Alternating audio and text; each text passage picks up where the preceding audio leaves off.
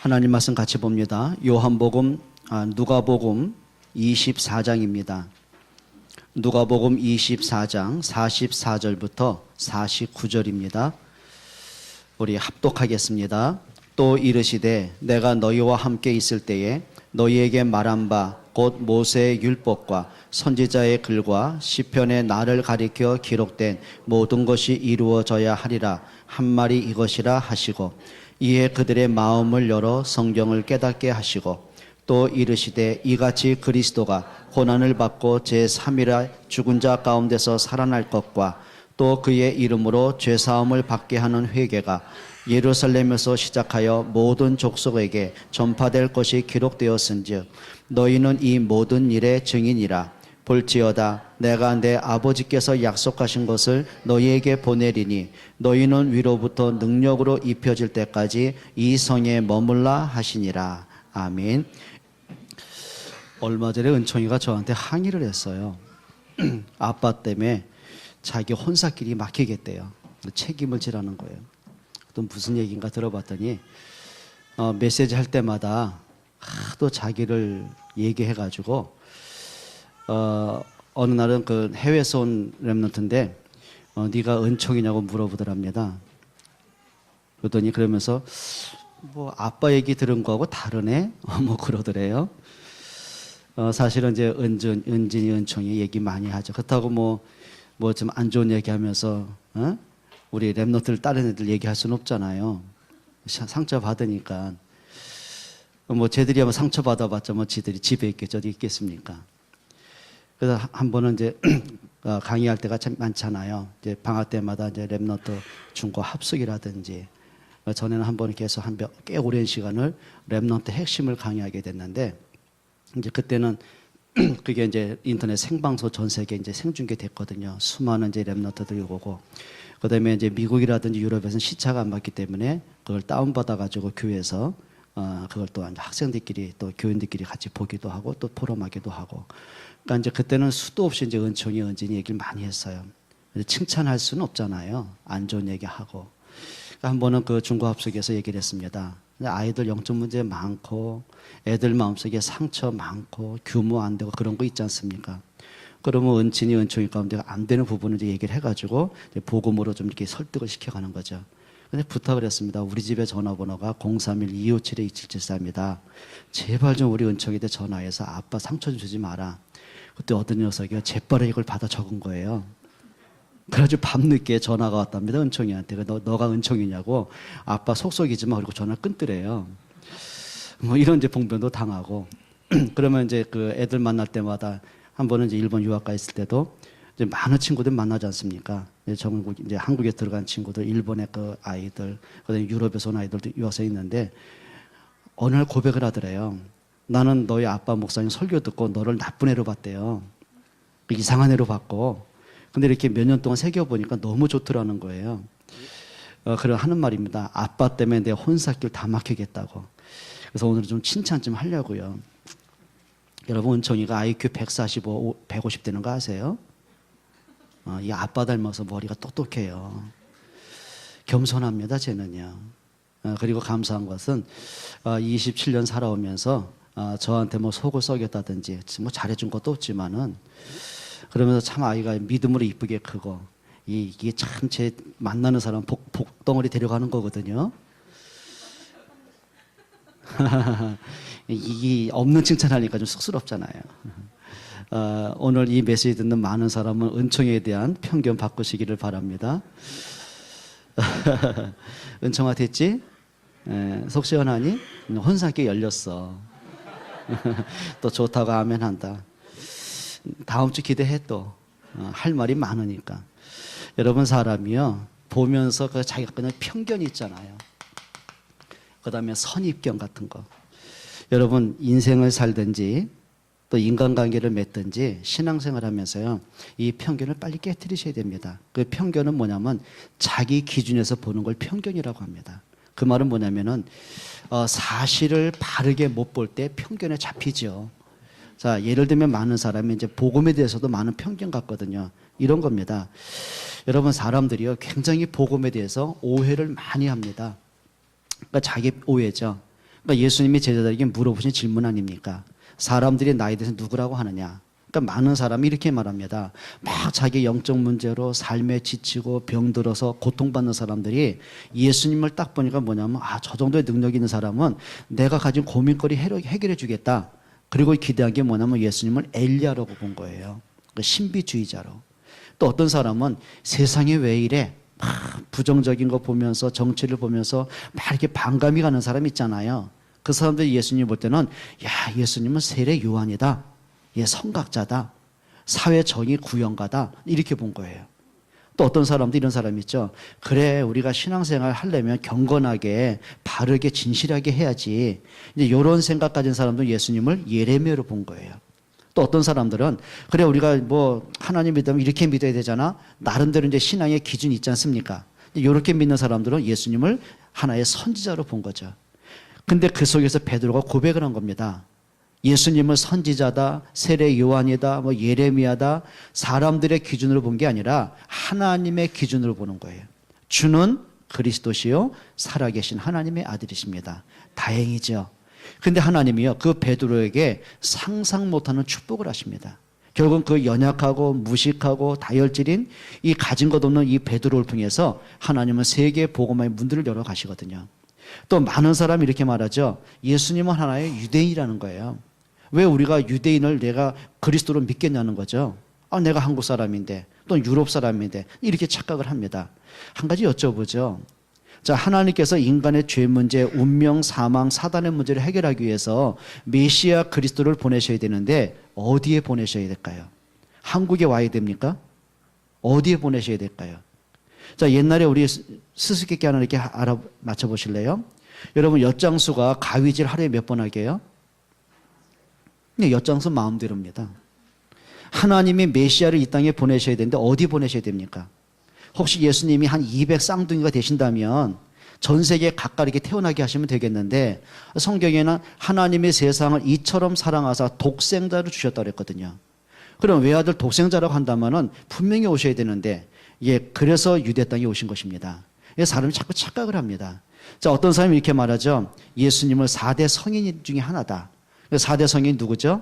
소크라테스, 석가모니, 공자, 그리고 예수예요.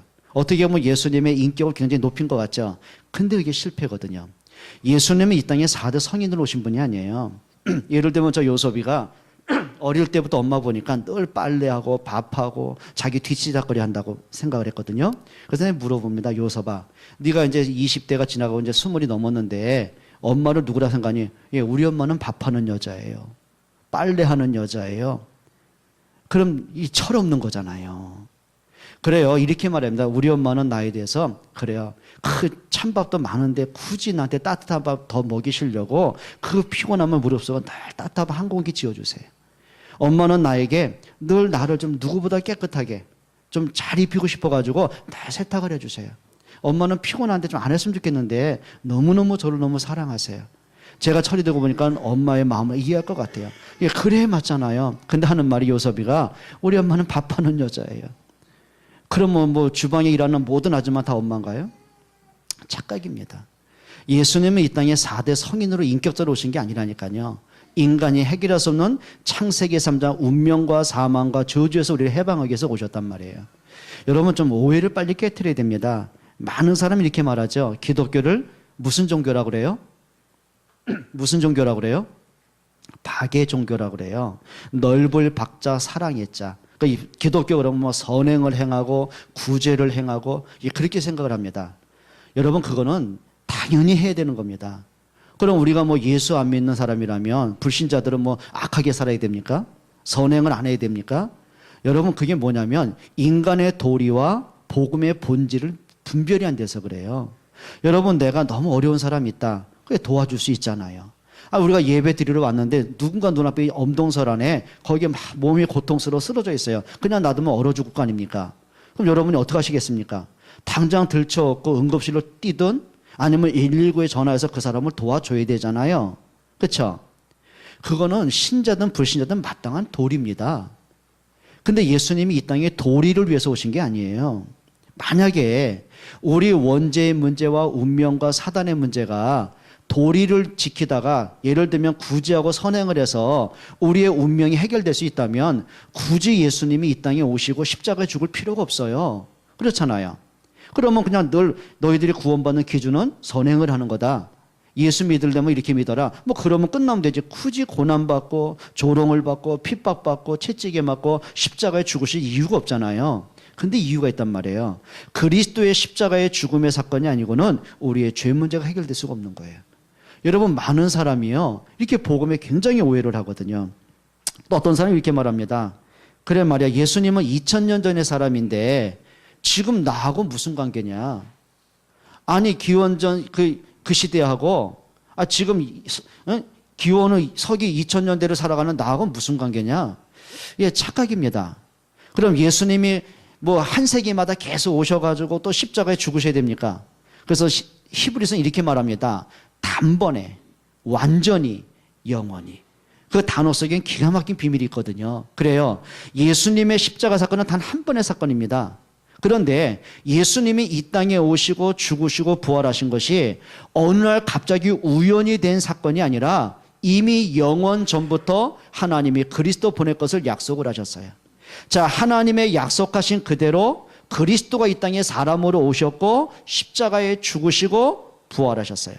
그럼 예수님의 십자가는 단 한 번의 사건이잖아요. 근데 그 사건은 완전한 사건이에요. 더 이상 우리가 예수님 십자가에 못 박히지 않아도 될 만큼, 더 이상 우리가 구약에 있었던 양의 피 흘리지 않아도 될 만큼 그리스도의 한 번의 십자가로 인해서 아담 이후로 모든 인간의 원죄를 끝내셨어요. 그분이 십자가의 죽음으로 끝난 것이 아니라 그분이 부활하셨어요. 만약에 십자가의 죽음으로 끝났다, 그분은 그리스도 아닙니다. 아니, 누구나 인간 한 번 죽는데요. 그런데 그 죽음은 달랐어요. 인간의 모든 죄 문제를 대신 지시고 십자가에 죽으셨어요.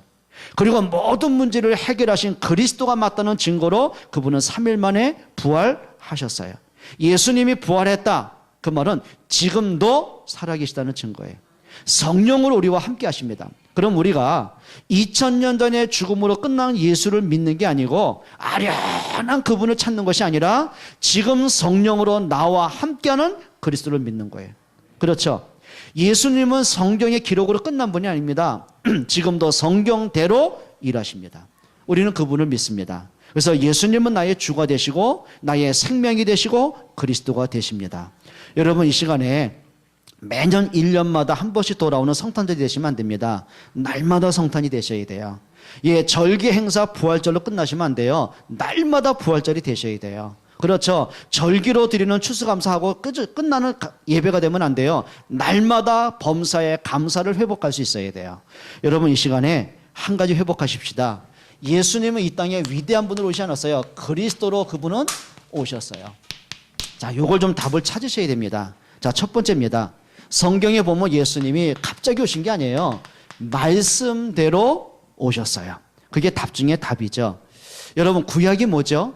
구약은 옛구자 약속약자입니다. 옛 약속입니다. 그러니까 창세기부터 말라기까지 구약이라고 그러죠. 그러면 신약은 뭐죠? 새로운 약속, 마태복음부터 요한계시록을 신약이라고 합니다. 그럼 구약 성경은 뭐죠? 예수님 오시기 전에 기록한 걸 구약이라고 그래요. 그래서 구약 성경의 핵심은 합니다. 하나님이 메시아 그리스도를 이 땅에 보내실 것이다. 창세기 3장 원죄 문제, 인간이 해결할 수 있는 죄와 사망과 운명을 해결하러 그리스도가 오신다. 그게 구약입니다. 그럼 신약은 뭐죠? 하나님이 약속한 대로 그분이 실제 오셨다. 그리스도로 오셨다. 그리고 약속한 대로 그분이 십자가에 죽으시고 부활함으로 인간의 모든 문제 끝냈다. 그분이 나의 주가 되시고 그리스도가 되신다. 그게 성경입니다. 그러면 구약 성경은 하나의 단순한 역사가 아닙니다. 구약 성경에서 말하는 인물을 말하고 역사를 말하고 세대를 말하고 사건을 말하고 기적을 말하는 게 아니라니까요. 성경은 하나입니다. 하나님이 아담을 강조한 게 아닙니다. 에덴을 강조한 게 아니라니까요. 아담은 하나님의 형상대로 지음받은 사람이에요. 근데 하나님을 만날 때 하나님의 은혜를 받고 하나님의 사랑을 받고 축복과 행복을 누릴 수 있어요. 근데 그 아담이 사단에게 속습니다. 그리고 선악과를 따먹습니다. 하나님을 떠납니다. 그게 영적 사망이 된 거예요. 그게 인간은 피할 수 없는 운명이 된 거예요. 그게 원죄라고 하는 거예요. 그 이후로 사람은 그래요. 자기 인격으로 자기 실력으로 해결할 수 없는 문제가 옵니다. 그게 운명입니다. 그게 사단에게 잡힌 문제입니다.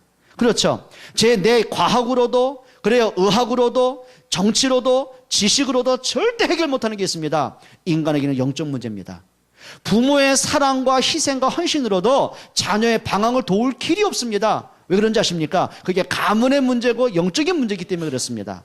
그럼 예수님이 단순하게 병 고치고 문제 해결하고 축복하고 그 정도가 아니죠. 그건 따라오는 축복들이고요. 인간이 해결할 수 없는, 과학으로 정치로 의학으로 절대 해결할 수 없는 인간의 근본 문제 운명, 죄와 사단과 운명을 해결하기 위해서 그리스도가 오신 거예요. 그걸 강조하는 거예요. 그러면 구약에서 나오는 모든 것들은 하나의 예표입니다. 예표가 뭐죠? 미리 보여주는 표적이에요. 한번 예를 들어볼게요. 아담과 하와가 하나님을 떠납니다. 영적 사망이 왔습니다. 자, 하나님을 떠나고 보니까 영적 사망이 왔는데 제일 먼저 오는 하나의 문제가 있습니다. 그게 마음의 문제입니다. 평안이 없습니다. 행복이 없습니다. 감사를 잃어버렸어요. 뭔지 모르게 불안하고 답답하고, 그게 사람의 문제입니다. 그러니까 정신적인 혼돈이 오는 거예요. 가정에 막 재앙이 밀려오는 거예요. 그 아들 가인이요 계속 타락을 하고 망하는 길로 가는 거예요. 그러면서 동생을 시기하고 미워서 돌로 쳐 죽이고 그 후손들이 계속 망하는 거예요. 아담이 그걸 보고 있는 겁니다. 자, 그렇게 낙원이었던 에덴은 더 이상 저주의 땅이 되고 말았어요. 무슨 문제입니까? 근본 문제를 찾아내셔야 돼요. 자, 그러면 아담이 처담만 받지 해결할 수 없어요. 가인 어떻게 할 겁니까? 자기 아들인데 해결할 길이 없는 거예요. 그거 보고 가슴 저리고 너무 아파하고 평생 한이 되고 그러고 있었지 자녀들의 문제 해결할 수가 없는 거예요. 그 마음의 평안, 열심히 일한 들 해결하겠습니까? 수입이 많아진 들 해결하겠습니까? 지위가 높아지면 그게 해결하겠습니까? 이상하죠. 성공을 하는데 삶은 풍요로워지는데 마음에 평안이 없는 겁니다. 그게 오늘날의 사람들의 모습 아닙니까? 과학이 발달하는데 평안이 없어요.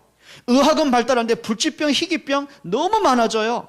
지식은 높아지는데 사람들의 정신적인 방황, 갈등, 허무함, 우울증 너무 커져요. 어떻게 합니까?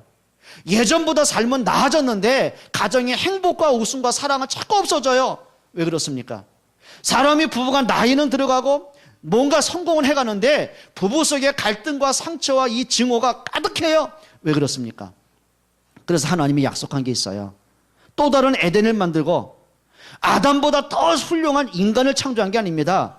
그 멸망당한 인간을 하나님이 구원하기 위해서까지 약속을 하신 거예요. 그게 창세기 3장 15절입니다. 여자의 후손이 오시면 뱀의 머리를 상하게 할 것이다. 여러분, 여자의 후손이 뭐라고 생각하세요? 우리 잘 아시지요? 이 땅의 모든 사람은 아담의 후손입니다. 그걸 한마디로 말하면 남자의 후손으로 맞아요. 근데 하나님 말씀하셨거든요. 예수님을 이 땅에 보낼 때 아담의 후손, 남자의 후손으로 보내지 않고 여자의 후손으로 보내신 거예요. 모든 아담의 후손은 피할 수 없는 게 원죄입니다. 죄의 삭은 사망입니다. 근데 예수님이 이 땅에 오실 때 뭐가 없어야 돼요? 죄가 없어야 돼요. 그래서 아담의 후손, 남자의 후손이 아니라 여자의 후손으로 하시는 거예요. 오늘도 여러분은 사도신경을 하나님 앞에 고백을 했습니다. 뭐라고 하셨습니까? 성령으로 잉태하사 동정녀 마리아에게 낳으시고. 여러분, 그게 뭡니까? 죄가 없는 그리스도 이 땅에 오셔야 됩니다. 그게 하나님의 예표입니다. 자, 이 땅에 홍수 멸망해서 사는 길은 하나밖에 없습니다. 그게 뭐죠? 창세기 6장 14절입니다. 방주가 아니고는 사는 길이 없습니다. 방주만이 구원이듯이 그리스도만이 구원인 것을 하나님이 말씀하는 거예요. 그게 답입니다. 430년간 깨지지 않는 문제가 있습니다. 노예 문제입니다. 자, 그들이 인격이 없습니까? 실력이 없습니까? 능력이 없습니까? 다 가졌는데 운명을 바꿀 수가 없는 거예요. 그러니까 자기 당대 그걸로 끝나면 좋겠는데 그 노예된 문제가 후손에게 넘어가는 거예요. 대물림이 되는 거예요. 조상 때부터 계속 오는 재앙과 실패와 고통의 문제가 후손들에게 넘어가는 거예요. 해결할 수가 없습니다. 하나님이 간단한 답을 주셨습니다.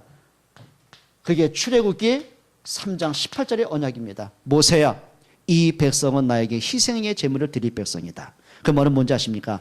언약을 잃어버리고 보니까 애굽에 노예될 수밖에 없는 거예요. 맞습니다. 언약을 내가 잃어버리고 보니까 이상하죠? 상처의 노예가 되고, 감정의 노예가 되고, 환경의 노예가 되고, 여론의 노예가 되고, 어떤 아이들은 게임의 노예가 되고, 알코올의 노예가 되고, 도박의 노예가 되고, 생각이 자꾸 잡히는 겁니다. 출애굽하셔야 됩니다.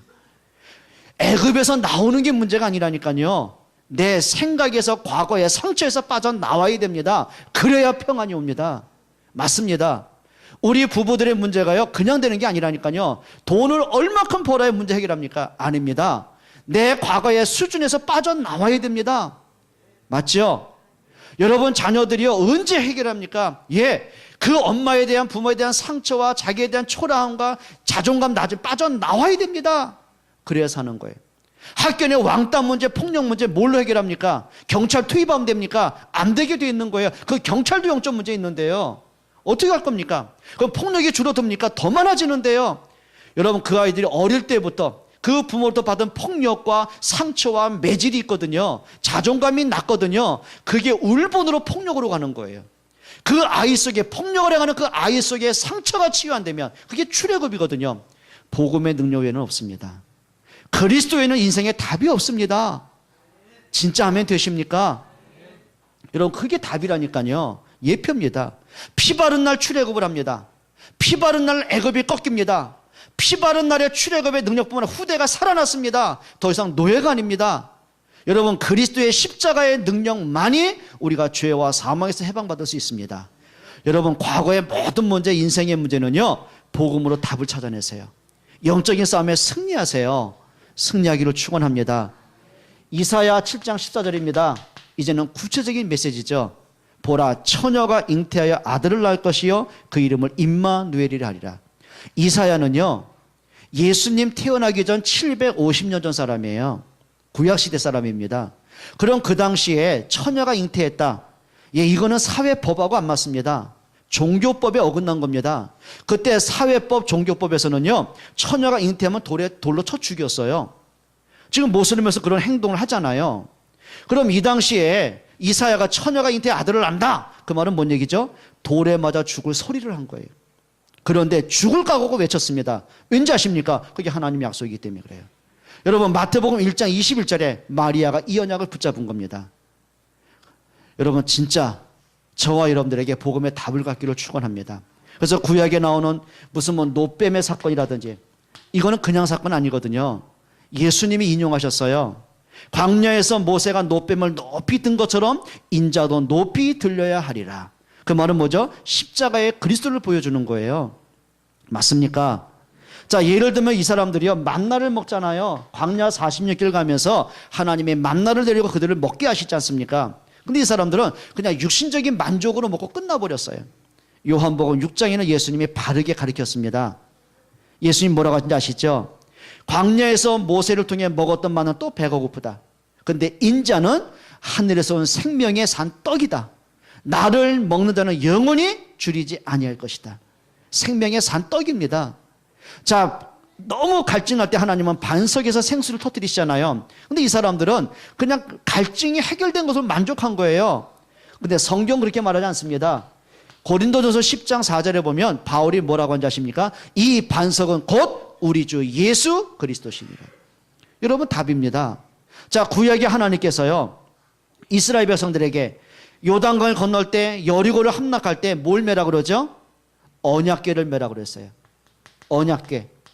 자, 언약궤가 뭡니까? 상자입니다. 그냥 겉으로 볼 때 그냥 상자입니다. 박스입니다. 그런데 그냥 박스가 아니라 하나님의 말씀을 하신 약속을 담은 상자입니다. 그게 뭐길래 언약궤를 메고 나갔을 때 전쟁에서 승리하고요, 언약궤를 메고서 요단강을 밟을 때 갈라지고요, 언약궤를 메고 돌 때 여리고가 무너졌습니까? 비밀이 있는 거예요. 상자가 문제 아니라니까요. 거기에는 하나님의 약속이 담겨져 있는 거예요. 상자에는 세 가지가 있다고 그랬죠. 만나를 담은 항아리가 있습니다. 그리고 아론의 쌍난 지팡이가 있습니다. 그리고 또 하나 뭐 있죠? 십계명 판이 있습니다. 이게 뭐길래 하나님의 약속입니까? 이게 뭐길래 하나님의 능력입니까? 비밀이 있는 거예요. 하나님이 여기 메시지를 담으셨어요. 만나 뭐죠? 요한복음 6장을 꼭 읽어보셔야 돼요. 예수님이 아까 말씀하셨죠. 인자는 하늘에서 내려온 생명의 산 떡이다. 우리의 생명이신 그리스도를 얘기하는 거예요. 아론의 쌍난 지팡이, 이거는 아론이요 평생을 짚고 다닌 지팡이입니다. 죽은 나무입니다. 바짝 마른 나무입니다. 근데 하나님이 그 지팡이에 살구꽃 피고 살구 열매를 맺게 하셨어요. 그 말은 뭐죠? 죽은 나무에 생명의 꽃이 핀 겁니다. 그 말은 부활의 능력이신 그리스도를 얘기하는 거예요. 십계명 뭐죠? 말씀이죠. 요한복음 1장 1절로 14절입니다. 태초에 말씀이 계시니라. 이 말씀이 하나님과 함께 하셨으니 곧 우리 주 예수 그리스도예요. 요한복음 1장 14절에 뭐라고 그랬죠? 말씀이 육신이 되어 이 땅에 오시니라. 생명이신, 말씀이신, 진리가 되신 그리스도를 얘기하는 거예요. 선지자, 제사장, 왕 되신 그리스도를 예표로 보여주는 거예요. 그게 구약 성경입니다. 근데 중요한 거는요, 그 구약 성경 그대로 예수님이 신약에 오신 겁니다. 그게 메시아 그리스도입니다. 그럼 우리가 어느 날 갑자기 오신 예수를 믿습니까? 아닙니다. 하나님이 우리를 구원하기 위해서 영원 전부터 약속하신 그리스도입니다. 맞습니까? 로마서 16장 25절이죠. 영세 전에, 태초에 하나님이 천지를 창조하기 이전에 하나님이 그리스도를 약속하셨어요. 그리고 그분이 말씀대로 오시고 말씀대로 죽으셨어요. 여러분 진짜 좀 복음에 대한 답을 갖기로 축원합니다. 이사야 53장 1절로 11절의 내용이죠. 그냥 예수님이 우연하게 죽으신 게 아니에요. 말씀대로 죽으셨어요. 그러니까 이사야 선지자가 딱 본 것처럼 예수님의 머리에 가시면류관, 그 다음에 채찍으로 맞으시고, 그 다음에 막 조롱을 당하시고 핍박을 당하시고 손가발에 못 박히시고 창자국 난 거 마치 본 것처럼 정확하게 표현합니다. 그게 뭐라고 생각하세요? 여러분 그게 하나님이 이사야를 통해서 그리스도를 예언하셨어요. 여러분 정말 복음의 능력 회복하셨으면 좋겠습니다. 신약의 누가복음 오늘 본문이죠. 24장 44절부터 49절입니다. 우리 한번 성경 한번 다시 읽어볼까요? 자, 예수님이 십자가에 죽으신 이후에 제자들이 다 예수님을 버리고 도망갔어요. 하나같이 불신앙했어요. 자, 그럴 때 부활하신 예수님이 그 불신앙하는 제자들에게 주시는 메시지입니다. 그게 오늘 44절이에요. 또 이르시되 내가 너희와 함께 있을 때에 너희에게 말한 바 곧 모세의 율법과 창세기, 출애굽기, 레위기, 민수기, 신명기입니다. 모세의 율법과 선지자의 글과 구약 성경이죠. 그리고 시편의 나를 가리켜. 자, 구약 성경을 쭉 말씀하시면서 나를 가리켜. 그러면서 뭐라고 했죠? 기록된 모든 것이 이루어져야 하리란 말이 이것이라. 45절 이렇게 말하죠. 이에 그들의 마음을 열어 성경을 깨닫게 하시고. 46절 또 이르시되 이같이 그리스도가 고난을 받고 제3일에 죽은 자 가운데서 살아날 것과. 여러분 진짜 오늘 성탄절을 맞이해서요, 한번 우리가 하나의 종교로 끝나면 안 됩니다. 정말 여러분 마음속에 그리스도가 고백되어지는, 그리스도가 체험되어지는, 그리스도가 누려지는 응답의 시간 되시기를 주의 이름으로 축원드립니다. 두 번째입니다. 아까 말씀드렸어요. 예수님은 이 땅에 기독교라는 종교를 만들러 오신 분이 아닙니다. 위대한 선지자로 오신 분이 아니라니까요. 예수님이 이 땅에 뭘로 오셨어요? 그리스도로 이 땅에 오셨어요. 그럼 여러분들이 예수님 어떻게 믿으셔야 돼요? 예수님을 그리스도로 믿기를 축원합니다. 정말 그러셔야 돼요. 여러분 그리스도라는 이름의 뜻이 뭐예요? 이겁니다. 헬라어 뜻은 기름 부음을 받은 자. 기름 부음을 받은 자.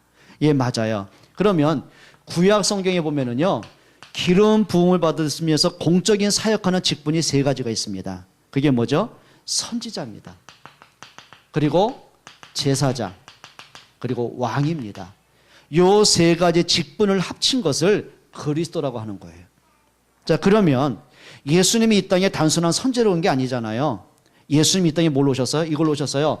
참 선지자, 참 제사장, 참 왕으로 오셨어요. 그럼 선지자가 하는 역할이 뭐죠? 선지자 역할은 하나입니다. 하나님을 떠나서 방황하는 사람에게, 하나님을 떠나서 우상 앞에 굴복하는 사람에게, 하나님을 떠나서 실패한 사람들에게 한 가지를 외쳤어요. 하나님께 돌아오는 구원의 길을 얘기했어요. 그게 예레미야고, 그게 이사야고, 그게 에스겔이고, 예, 믿음의 이런 선지자들이거든요. 그들은 한 가지를 말했습니다. 너희가 하나님께 돌아오는 길이 있다. 그러면 요한복음 14장 6절에 예수님 말씀하셨어요. 내가 그 길이요 진리요 생명이니 나로 말미암지 않고는 아버지께로 올 자가 없느니라. 뭔 얘기죠? 하나님 만나는 구원의 길을 여신 분, 죄와 사망에서 해방하는 길을 여신 분, 운명에서 빠져나오는 구원의 길을 여신 분, 그분을 그리스도라고 합니다. 자, 제사장은 어떤 역할이죠? 구약에, 만약에 내가 구약이라면 내가 죄를 짓잖아요. 그러면 죄는 스스로 해결할 수 없지 않습니까? 그래서 내가 죄를 해결하는 방법이 있어요. 구약에는 내가 양이든 소든 형편 따라 비둘기든 내가 가지고 옵니다. 그럼 제사장이 한 손은 내 머리에 손을 씁니다. 그리고 또 한 손은 그 제물에 손을 씁니다. 그리고 내게 있는 모든 죄를 그 짐승에게 양에게 뒤집어 씌웁니다. 그러니까 죄는 내가 졌잖아요. 근데 죽기는 양이 대신 죽는 거예요. 그걸 뭐라고 그래요? 대속의 제물이라고 합니다. 그걸 대속물이라고 하죠. 대신 속죄의 제물된 거예요. 마가복음 10장 45절입니다. 인자에 온 것은 섬김을 받으려 함이 아니요 오히려 섬기려 하고 많은 사람의 대속물로 주려 함이니라. 대신 속죄의 제물이 되셨어요. 죄는 내가 졌잖아요. 원죄는 내게 있잖아요. 하나님을 떠난 건 나잖아요. 사단에게 붙잡힌 건 나잖아요. 지옥에 갈 건 나잖아요. 그런데 나를 대신해서 예수님이 십자가의 대신 속죄의 제물로 죽음으로 내게 있는 모든 죄를 끝냈어요. 그걸 뭐라 그래요? 참 제사장이신 그리스도라고 그래요. 왕은 어떤 역할을 합니까? 백성을 보호해야 되잖아요. 적을 물리쳐야 되잖아요. 요한일서 3장 8절입니다. 하나님의 아들이 오신 것은 마귀의 일을 멸하려 함이니라. 하나님을 떠나게 속인, 우리를 운명에 빠뜨린, 죄와 사망과 저주로 고통받게 하고 영원한 지옥의 백성되게 만든 그 장본인 사단을 꺾으신 분이 있습니다. 그분을 그리스도라고 합니다. 그럼 우리가 위대한 선지자를 믿는 게 아닙니다. 그렇죠? 내 병 고치고 나를 편안하게 하고 자녀를 책임지고 그 정도가 아니라니까요. 가정에 불행이 올 수밖에 없는, 내 인생에 고통이 올 수밖에 없는, 자녀가 방황할 수밖에 없는 근본 문제 있습니다. 그걸 깨트린 분이 그리스도입니다. 여러분, 그리스도 안에서 이제 영적인 싸움을 하셔야 됩니다. 그리스도 안에서 내게 있는 불신앙과 싸우셔야 됩니다. 그리스도의 언약 붙잡고 여러분 가문과 가정에 흐르는 흑암과 저주를 깨트리셔야 됩니다. 여러분이 늘 인생 살면서 조마조마한 거 있죠? 자녀를 보면서 조마하고, 경제 때문에 내가 늘 지쳐있고, 그렇죠? 관계 때문에 늘 힘들어하고, 내 과거의 상처 때문에 늘 눌려있고, 그것 때문에 우울하고 조울증으로 뭔가 모르게 황폐한 심령 있지 않습니까? 이제는 싸우셔야 돼요. 그리스도는 여러분의 인생의 모든 문제를 해결하셨어요. 그렇죠? 부활하신 예수님이 제일 먼저 주신 메시지가 있습니다. 너에게 평강이 있을지어다. 그 평안은 언제 잃어버렸어요? 아담이 하나님을 떠나는 그 순간 잃어버린 거예요. 행복이 없습니다. 여러분, 그리스도 잃어버린 모든 축복을 찾아내길 축원합니다. 그리스도로 여러분 잃어버린 행복도 찾아내세요. 그리스도로 잃어버린 건강도 경제도 자녀도 찾아내세요. 승리하시기를 주의 이름으로 축원드립니다. 더 이상 여러분은 속을 이유가 없습니다. 문제 때문에 내가 지치고 병들 필요가 없다니까요. 하나님의 아들이 오신 것은 마귀의 일을 멸하심이라. 여러분, 마귀의 일이 있다니까요. 아담을 그 속인 사단이 있죠. 그놈은 지금도 살아있어요. 그러니까 어떤 목사님이 이렇게 표현했어요. 좀 거친 호남 분이신데, 전 마귀 새끼는 자빠지지도 않고 그냥 빨빨대고 돌아다닌다고. 예, 하여튼 뭐 거칠게 말하는데 맞아요. 자빠지지도 않습니다. 그거는 지치지도 않습니다. 마귀는요, 만족이란 게 없습니다. 아담을 넘어뜨리고 그 아들 가인을 넘어뜨리고 네피림 시대로 넘어뜨리고 바벨탑으로 넘어뜨리고 시대를 계속 넘어뜨리고 오늘도 빨빨대고 자빠지도 않고요. 그건 활동한다니까요. 그럼 우리가 사단에게 속을 이유가 없지 않습니까? 여러분, 승리하셔야 됩니다. 영적 문제와 싸워 승리하시기를 축원합니다. 가문과 가정의 문제 싸워 승리하기를 축원합니다. 여러분 마음에 뭔가 평안이 없습니까? 예, 그리스도는 평안이지만 사단은 불안을 주거든요. 싸우셔야 됩니다. 그래서 예수님 뭐라 했죠? 너희가 내 이름으로 귀신을 쫓아내며 마귀로 틈타지 못하게 하라. 마귀를 대적해라. 여러분 대적하셔야 돼요. 우리의 싸움은 혈과 육에 대한 싸움이 아니다. 하늘에 있는 악의 영들과의 싸움이다. 여러분 그리스도가 사단을 꺾으셨습니다. 예수님 뭐랬죠? 내가 세상을 이기었노니. 그러면서 예수님 약속 너희도 세상을 이기라고 말씀하셨어요. 요한일서 5장 5절이죠. 세상을 이기는 자가 누구냐? 예수가 그리스도의 심을 믿는 자가 아니고는 세상을 이길 자가 누구냐? 세상이 뭡니까? 흑암입니다. 영적 흑암입니다. 여러분 좀 승리하시기를 주의 이름으로 축원드립니다. 하셔야 됩니다. 단순하게 이게 기독교 교리로 끝나면 안 돼요. 이론으로 끝나면 안 돼요. 예수님은 나를 위해 이 땅에 오셨어요. 예수님은 나를 구원하시려고 십자가에 죽으셨어요. 예수님은 지금도 나와 함께 하십니다. 내 응답이 되셔야 돼요. 여러분 개인이 이런 응답 누리기 축원합니다. 그러면 이렇게 하셔야 됩니다. 내가 그리스도로 구원받은 축복받은 하나님의 자녀입니다. 맞습니까? 우리는 구원받은 하나님의 자녀가 맞습니다. 하나님이 여러분을 왜 자녀로 부르셨습니까? 여러분 자녀만큼 소중한 존재가 있습니까? 자녀만큼 내 마음을 행복하게 하는 존재가 있습니까? 자녀만큼 내게 있는 모든 것을 주어도 아깝지 않은 존재가 있습니까? 자녀만큼 소중한 건 없습니다. 그래서 성경은 말하죠. 영접하는 자 곧 그 이름을 믿는 자들에게는 하나님의 자녀가 되는 뭘 주셨어요? 권세를 주셨어요. 여러분 자녀의 축복 누리시기를 바랍니다. 자녀는 절대 눈치 안 봅니다. 절대요. 예, 부모한테요 무슨 미안한 감 없습니다. 예, 얼마나 뻔뻔한지 아십니까? 여러분 자녀의 축복 누리시기를 바랍니다. 정말 그러셔야 됩니다. 그리고 여러분들이 이거 하셔야 돼요. 내가 그리스도로 생명 얻은 축복입니다. 너희를 죄와 사망의 법에서 해방했느니라. 내가 곧 길이요 진리요 무엇이니? 생명이니. 여러분 죄와 사망으로 죽었던 우리를, 죄와 허물로 죽었던 우리를 다시 살리셨어요. 그리스도의 생명을 가졌어요. 여러분 안에 누가 있어요? 그리스도의 생명이 있어요. 여러분 안에 누가 있어요? 그리스도의 능력이 있어요. 여러분 이 축복을 누리시기 바랍니다. 볼지어다 내가 세상 끝날까지 너희와 항상 함께 있으리라. 예, 부활하신 그리스도가 성령으로 우리와 함께 하십니다. 여러분 진짜 신앙생활이 뭔지 아세요? 열심히 하는 게 아닙니다. 나와 함께하는 그리스도를 누리는 겁니다. 정말 내가 은혜 받으면은요 열심히 할 수 있는 힘이 생겨집니다. 맞습니까? 예를 들면 우리 김경호 장로가 어제 보니까 뭐 주애를 보면서 별 얘기 다 하더라고요. 주애 보니까 막 간드러지고 뭐 요즘은 또 아빠 그런데 나 참 아이고 그 속으로 야 가서 나는 그 2명 거쳤다 야. 걔 커봐라 야. 옛날에도 커다 아빠 그럴 줄 아느냐? 아빠 이러지. 그래요. 사랑스럽습니다.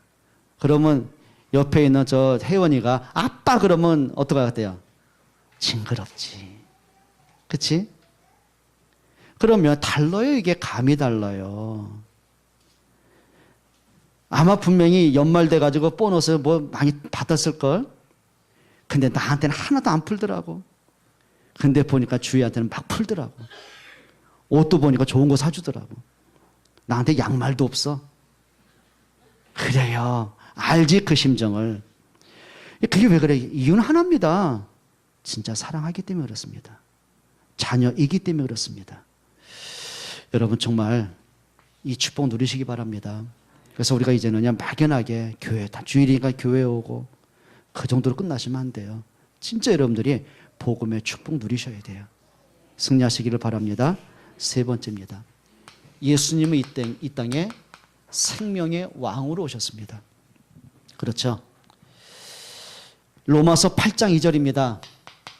그리스도 예수 안에 있는 생명의 성령의 법이 너희를 죄와 사망에서 해방했느니라. 예, 생명의 왕 되신 그분이 우리를 사망에서 뭐 하셨어요? 해방하셨어요. 더 이상 우리는요 율법에 갇힌 자가 아닙니다. 더 이상 우리는 진노에 갇힌 자가 아닙니다. 생명을 가진 자입니다. 로마서 5장 8절입니다. 뭐라고 했죠? 우리가 아직 죄인 되었을 때 그리스도께서 십자가에 죽으심으로 하나님이 우리에 대한 자기 사랑을 확증하셨느니라. 뭐 하셨어요? 우리의 모든 그냥 죄가 아니라 원죄를 해결하셨어요. 죄의 삭은 사망이거든요. 죄에서 해방하셨어요. 사망에서 생명을 주셨어요. 여러분 이 축복 누리기 바랍니다. 자, 예를 들어보죠.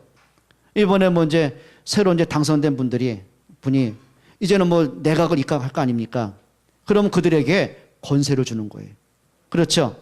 그들에 맞는 이제 신분을 주는 거예요. 그럼 그때부터 이 사람은 뭘 얻죠? 거기에 맞는 권세가 주어지는 거예요.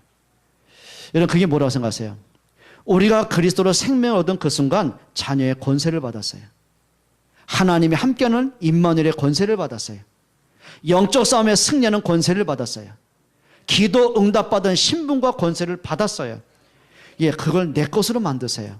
그러니까 여러분 이제 힘없는 크리스찬 되면 안 돼요. 말 그대로 뭐 썬데이 크리스찬, 주일날 막 어쩔 수 없이 막 나와야 되는, 오기는 와야 되는데 막 오는 것도 힘들고 눌리는 크리스찬이 아니라 예, 당당한 내가 받은 축복을 누릴 수 있는, 하나님이 내게 주신 그 은혜를 누릴 수 있는 당당한 신자가 되시길 축원합니다. 그러셔야 되겠죠. 자, 이제는 뭐 해야 돼요? 운명에서 우리를 해방하셨어요. 요한복음 8장 32절에 보니까 이렇게 말합니다.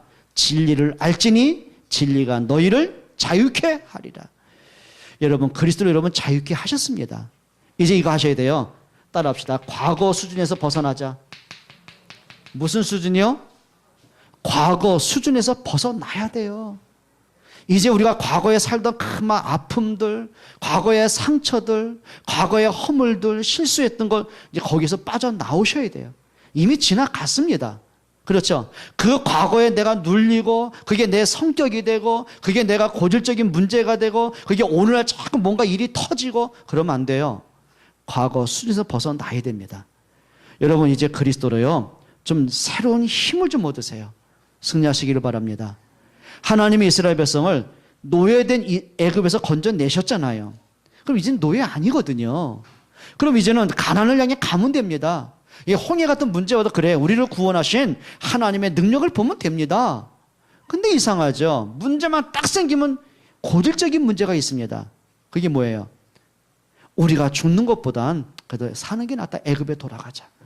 애굽에 돌아가 본들 노예인데요. 그게 진짜 좋아서 가는 겁니까? 좋아서 가는 게 아닙니다. 길들여져서 그래요. 막 뭔가 거기서만 노예로 살던 그 습관들, 근성들, 체질들 있잖아요. 그게 마음에 딱 길들여지고 이게 굳어져 가지고는요. 이걸 끊지를 못하는 거예요. 끊으셔야 됩니다. 그렇죠? 그 이상합니다. 뭔가 모르게요. 우리가 뭐 얘기하다 보면 다 서운하고 시험도 그러잖아요. 그게 옛날로 돌아가서 그래요. 전진하셔야 돼요. 앞에 것을 보셔야 돼요. 자, 과거는 발판으로 만드셔야지 과거에 내가 붙잡히면 안 돼요. 맞습니까? 우리 여기 랩너들, 우리 학생들, 청년들 있지 않습니까? 어릴 때 여러분 갖고 있는 상처 있잖아요. 그게 평생 가면 안 돼요. 올무가 돼버려요. 그게 사단의 통로가 되는 거예요. 자, 상처에 내가 잡히면은요, 삐뚤어진 성격이 됩니다. 생각을 틀리게 갖습니다. 그러다 모든 생각이 막 문제는 그게 편견이고 선입견인데요. 과거 수준을 벗어나야 돼요. 그래야 새로운 응답이 보여져요. 맞죠? 여러분 오늘부터 그렇게 하세요. 정말 과거 수준을 뛰어넘어라. 옛날 내 체질을 바꿔라. 옛날 내 습관을 바꿔라. 내가 어릴 때 갖고 있던 부모로부터 받던 것, 부모로부터 받았던 상처들, 어릴 때 뭔가 받은 충격들, 예, 그걸 축복으로 바꿔야지요. 거기에 잡히면 안 돼요. 그럼 오늘 자꾸 부부 문제, 그게 자녀 문제로 삶의 문제 오거든요. 여러분 그리스도로 승리하시기를 축원합니다. 그게 오늘 여러분 성탄절 메시지가 되셔야 돼요. 그래, 예수님이 이 땅에 왜 오셨습니까? 뭔가 하나 업적을 남기려고 오신 거 아니라니까요. 그리스도로 이 땅에 오셨어요. 그러면 저와 여러분은 예수님이 나의 그리스도가 맞잖아요. 나의 주가 맞잖아요. 그러면 그리스도로 내가 치유받을 것, 내가 영적인 싸움을 할 것, 내가 회복할 것을 빨리 찾아내셔야 됩니다. 그게 응답이에요. 여러분 이번 성탄절이 여러분 신앙의 모든 것을 회복해주는, 삶을 회복하는, 여러분 가정을 회복하는 최고의 응답의 날이 되시기를 주의 이름으로 축원합니다. 기도하겠습니다. 하나님께 감사를 드립니다. 예수님이 그리스도로 오시고 우리가 해결할 수 없는 근본 문제, 죄와 사망과 운명의 문제를 해결하신 것을 감사합니다.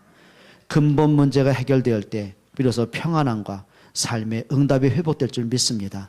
사랑하는 자의 내 영혼이 잘된 같이 범사가 잘되고 강건하라는 주의 약속대로 오늘 영적인 회복이 되게 하시고 삶이 회복되게 하시고 잃어버린 평안과 감사가 회복되게 하시고 하나님 가정과 후대가 회복되어지는 은혜를 베풀어 주옵소서. 예수 그리스도의 이름으로 기도합니다. 아멘.